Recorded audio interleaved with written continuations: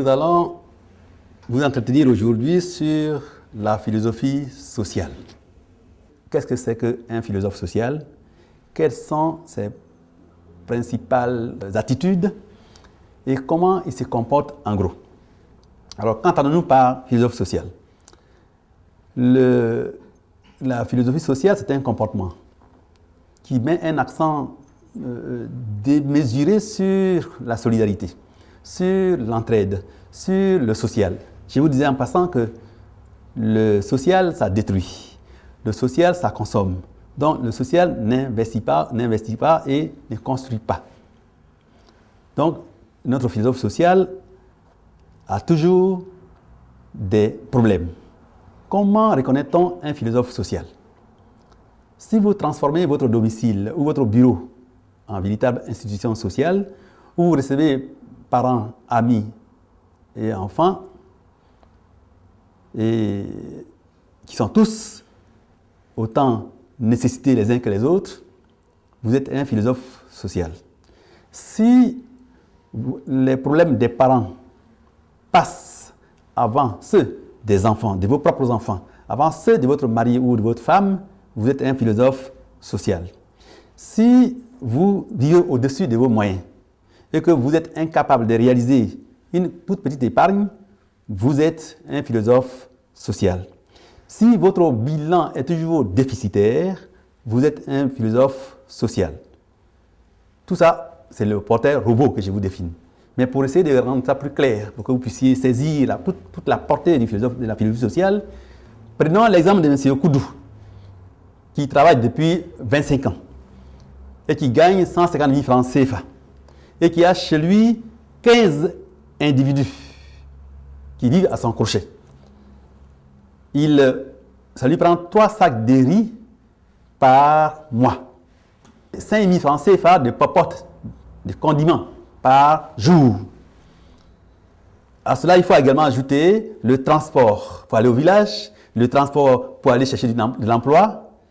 Ça fait beaucoup. Et notre Koudou a vécu comme ça pendant toute sa carrière.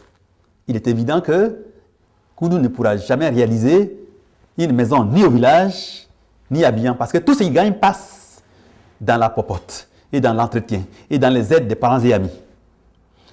M. Koudou ne parviendra jamais, parce que tout son salaire finit au 15 au plus tard, il n'a plus de salaire.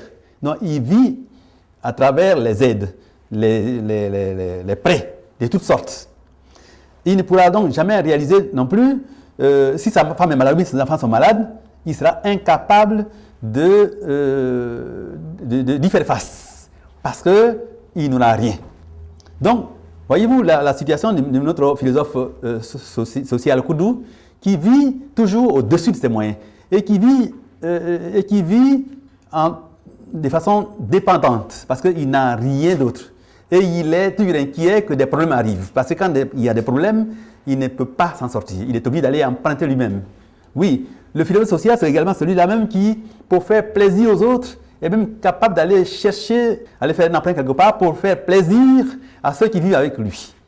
C'est le gars qui ne peut pas dire non. Parce qu'il a peur qu'on dise qu'il est méchant. Or, la méchanceté et la rigueur font deux choses différentes. Il faut donc aider les parents qui le méritent.